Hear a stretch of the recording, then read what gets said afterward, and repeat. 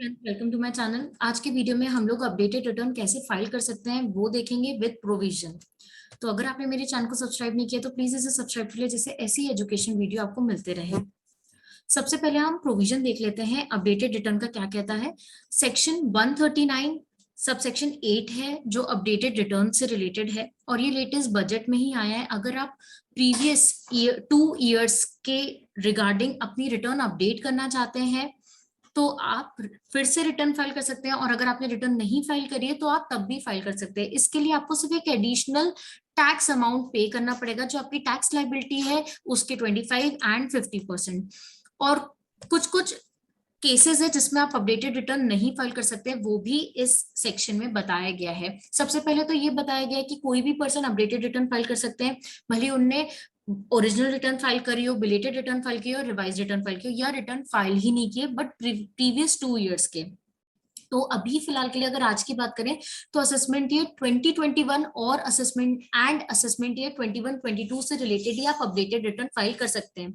Updated return का मतलब है टैक्स लाइबिलिटी इंक्रीज हो रही हो, या आपने ओरिजिनल रिटर्न में लॉस क्लेम किया तो लॉस डिक्रीज हो रहा हो, कोई अनऑब्जर्व डेप्रिसिएशन क्लेम किया है उसको डिक्रीज करना है तो आप अपडेटेड रिटर्न फाइल कर सकते हैं। मतलब एक समरी में बताऊं तो डिपार्टमेंट के बेनिफिट में हो वो रिटर्न, इसलिए आप अपडेट कर सकते हो। इसके लिए जो टैक्स लाइबिलिटी आ रही है उसका एडिशनल टैक्स अमाउंट और मिला के पे करना पड़ेगा, तो आपकी अपडेटेड रिटर्न फाइल हो जाएगी। अब कौन कौन से केसेस है जब आप नहीं कर सकते? अगर लॉस हो रहा हो अपडेट करने पे, या रिफंड जनरेट हो रहा हो, पहले रिफंड था ओरिजिनल रिटर्न में बट अब इंक्रीज हो रहा हो तो आप अपडेट नहीं कर सकते। पहले रिटर्न में लॉस था और अब लॉस इंक्रीज हो जाएगा तो आप अपडेट नहीं कर सकते। ये तो फर्स्ट प्रोविजो कहता है। इस सेक्शन में सेकंड प्रोविजो ये बताया गया है कि अगर सर्च सर्वे सीज हुए हैं कोई एसेट, या आपके बुक्स को रिक्वेश्चन किया under section 130 132 132A, in these case also आप अपडेट रिटर्न नहीं फाइल कर सकते।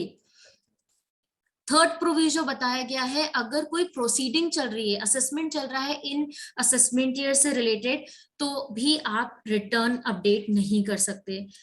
9090A के तहत असेसमेंट चल रहा हो तब भी आप नहीं कर सकते।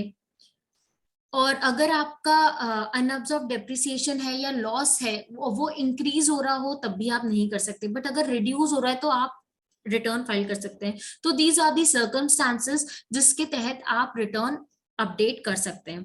अब अभी जो income tax department income tax portal में दो ही इनकम टैक्स रिटर्न से रिलेटेड अपडेट का ऑप्शन अभी एक्टिव हुआ है, एक ITR 1 एंड ITR 4।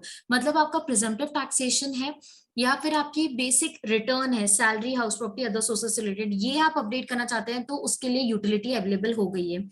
आपको इनकम टैक्स पोर्टल पे डाउनलोड सेक्शन पे जाना है, असेसमेंट ईयर सिलेक्ट करना है। असेसमेंट ईयर दो ही है जिससे रिलेटेड आप अपडेट कर सकते हैं, एक असेसमेंट ईयर 2021 एंड 21-22। आप रिस्पेक्टिव असेसमेंट ईयर जैसे ही सिलेक्ट करेंगे तो ITR 1 आपको अपडेट करना है, तो उसकी जो एक्सेल यूटिलिटी है वो अपडेट हो चुकी है, 27 जून की लेटेस्ट रिलीज आ चुकी है। इसको आप डाउनलोड करें, जिप फाइल डाउनलोड होगी, उसको अनजिप करना है और आपको एक एक्सेल यूटिलिटी मिल जाएगी।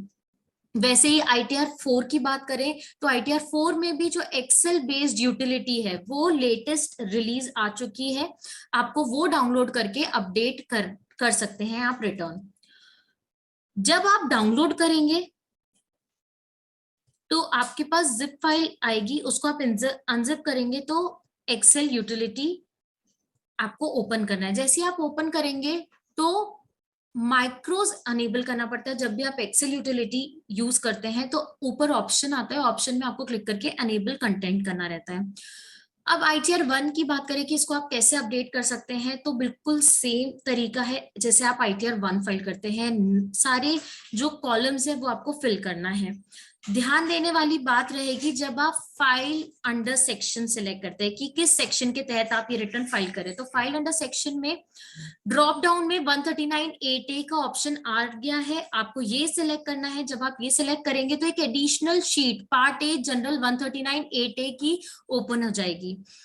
अभी इनकम डिटेल में आपको जो जनरल इंफॉर्मेशन है वो तो प्रोवाइड करना है, साथ साथ आपकी सैलरी की इनकम, इन हाउस प्रॉपर्टी की इनकम, अदर सोर्सेस की इनकम डिस्क्लोज करनी है। फिर जब आप पार्ट ए जनरल में जाएंगे तो यहाँ पर आपको PAN number, name, Aadhaar number और असेसमेंट ईयर प्रोवाइड करना है। इसके बाद कुछ क्वेश्चंस पूछे जाएंगे, whether return previously filed for this assessment year. अगर आपने प्रीवियसली रिटर्न फाइल करी है ओरिजिनल, बिलेटेड या रिवाइज, तो आपको यहाँ पर यस करके एक्नॉलेजमेंट नंबर प्रोवाइड करना है और आईटीआर टाइप क्या था, ओरिजिनल था, बिलेटेड था, एंड उसके बाद डेट बतानी है। नेक्स्ट क्वेश्चन है, are you eligible for filing and updated return as per the condition laid out in first, second, third provision to section 139(8)A।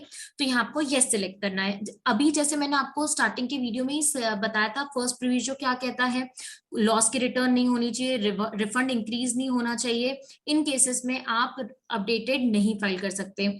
Second provision कहता है कि आपके सर्च सर्वे सीज हुए हैं कुछ एसेट इन पर्टिकुलर ईयर से related, तो आप अपडेटेड रिटर्न नहीं फाइल कर सकते। थर्ड प्रोविजन कहता है अगर असेसमेंट प्रोसीडिंग्स चल रही है तब भी आप अपडेटेड रिटर्न फाइल नहीं कर सकते। फिर आपको नेक्स्ट क्वेश्चन है, please choose the ITR form for updating your income, ITR 1 to 7 to be selected from drop down. तो आपको यहाँ ड्रॉप डाउन में बताना है कि कौन सी रिटर्न से रिलेटेड आप अपडेट करना चाहते हैं, एंड इसके बाद आपको रीजन बताना है। रीजन भी आपको ड्रॉप डाउन से ही सिलेक्ट करना है। फर्स्ट है reason provided previous return previously not filed. अगर पहले आपने रिटर्न नहीं फाइल करी है, पहली बार इस असेसमेंट से ईयर से रिलेटेड फाइल कर रहे हैं, तो आपको वो बताना है। इनका नॉट रिपोर्टेड करेक्टली, जब आपने पहले रिटर्न फाइल की थी बट उसमें इनकम आपने करेक्टली रिपोर्ट नहीं की, तो आप ये रीजन सिलेक्ट करें। रॉन्ग हेड में इनकम आपने डिस्क्लोज करी थी, अब आप राइट हेड में डिस्क्लोज कर रहे हैं, तो आपको थर्ड रीजन सिलेक्ट करना है। Reduction of carried forward losses, losses पहले क्लेम किया था बट अब वो रिड्यूस हो रहा है अपडेटेड रिटर्न में, तो आप बिल्कुल रिटर्न फाइल कर सकते हैं, अपडेट कर सकते हैं। Return reduction of unabsorbed depreciation, अगर अनएब्सॉर्ब डेप्रिसिएशन रिड्यूस हो रहा है तब भी आप रिटर्न अपडेट कर सकते हैं। Return reduction of tax credit, अगर टैक्स क्रेडिट क्लेम किया था और वो रिड्यूस हो रहे हैं तो आप ये रीजन बता सकते हैं। रॉन्ग रेट ऑफ टैक्स, जब प्रीवियसली आपने रिटर्न फाइल की थी तब रॉन्ग रेट से टैक्स जमा किया था, अब आप करेक्ट रेट से कर रहे हैं, ये पॉसिबल होगा कैपिटल गेन में। तो कैपिटल गेन आपको 20% से डिस्क्लोज करना चाहिए था बट 10% से टैक्स दिया है, तो अब आप 20% से दे सकते हैं, या इसके अलावा कोई और रीजन हो तब भी आप अपडेट कर सकते हैं रिटर्न। देन उसके बाद are you filing the updated return during the period, ये बहुत इंपॉर्टेंट है ऑप्शन, क्योंकि इसी से आपकी यूटिलिटी चेंज होगी। फर्स्ट है up to 12 months from the end of relevant assessment year. अगर आप ये सिलेक्ट कब करेंगे, जब आप जिस असेसमेंट ईयर की रिटर्न अपडेट कर रहे हैं वो आप 12 महीनों के अंदर अंदर कर रहे हैं, from the end of relevant assessment year. अभी हम असेसमेंट ईयर 2021 की बात करें, इसका एंड कब होता है, 31 मार्च 2021। इसके 12 महीने कब खत्म होंगे, 31 मार्च 22 के पहले पहले अपडेट कर देते रिटर्न, तो मैं अप टू 12 मंथ सिलेक्ट करती, बट अब हम 12 मंथ्स के बाद सिलेक्ट कर रहे हैं, तो इसलिए बिटवीन 12 to 24 मंथ्स का ऑप्शन सिलेक्ट करना पड़ेगा। ये सिलेक्शन से आपके जो एडिशनल टैक्स है, जब आप अपडेटेड रिटर्न फाइल करेंगे तो आपको एक एडिशनल टैक्स पे करना पड़ता है above the tax amount, interest, fees, penalty, everything.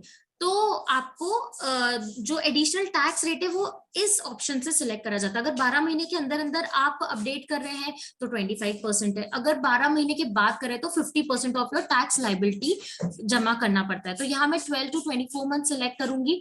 Are you filing the updated return to reduce carry forward loss और अपडेटेड रिटर्न और टैक्स क्रेडिट। इसमें आप जो अपडेट कर रहे हैं रिटर्न, उससे लॉस या डिप्रिसिएशन इफेक्ट होगा, तो आपको उसकी डिटेल पॉइंट नंबर 12 में बतानी है। This is how you have to fill the part A general 139(8)A sheet. इसके बाद टीडीएस की शीट है। टीडीएस में आपको नॉर्मल तरीके से अगर सैलरी का टीडीएस है तो आपको वो फिल करना है, अदर दिन सैलरी का टीडीएस है वो फिल करना है। Advance tax, self assessment tax है तो आपको नीचे ऑप्शन बताना पड़ेगा। इसके बाद अगर आपके इसमें टीसीएस है तो टीसीएस आप नॉर्मल तरीके से फिल करें। टैक्स पेड एंड वेरिफिकेशन में आपको बैंक अकाउंट फिल करना है और वेरिफिकेशन फिल करना है। इसके बाद है part B ATI, adjusted total income. इसमें आपके जो आपने जिस तरह से फिल किया है इनकम डिटेल, उससे ऑटोमेटिकली फेच हो जाएंगी यहाँ पर डिटेल। अमाउंट पेबल भी आ जाएगा which will include in 234 ABC interest. मैं इनकम डिटेल में आपको बता देती हूँ, यहाँ पर अदर सोर्सेस की इनकम थी तो इस वजह से यहाँ पर अदर सोर्सेज की इनकम और चैप्टर 6A की डिटेल भी बताई गई है।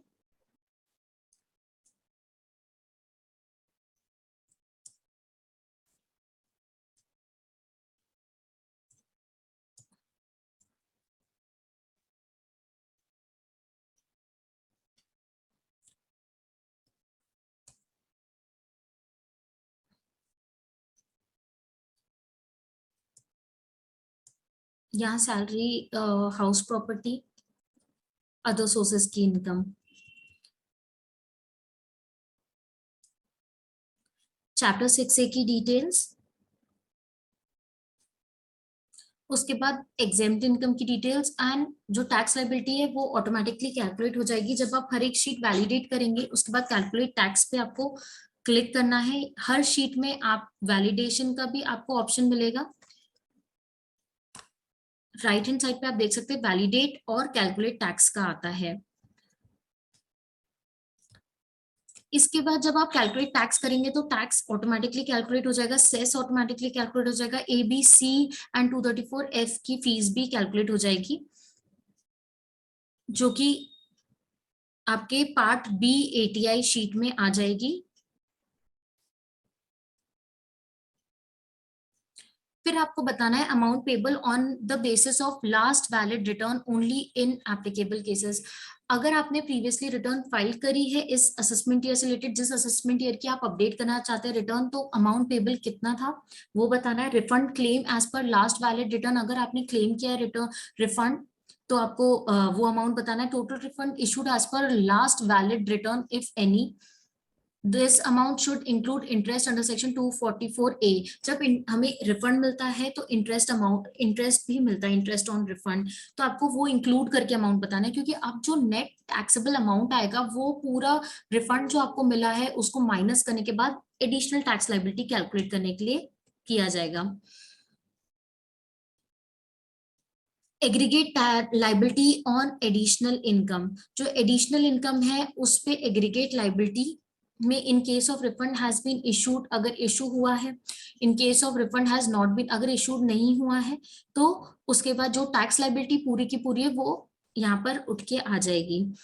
अब ये जो 10th पॉइंट है additional income tax liability on updated return, यही 50% क्यों आ रहा है, क्योंकि हम 12 मंथ्स के बाद फाइल कर रहे हैं। तो 36,265 इज 50% ऑफ 82,530 जो कि टैक्स लाइबिलिटी है। तो टोटल टैक्स ड्यूज आ रहा है 1,18,795, ये पे करना पड़ेगा। इसके बाद आप यहाँ पर जो टैक्स पे करेंगे अपडेटेड रिटर्न से रिलेटेड, उसकी BSR कोड की जानकारी आपको यहीं देनी पड़ेगी 14th पॉइंट में।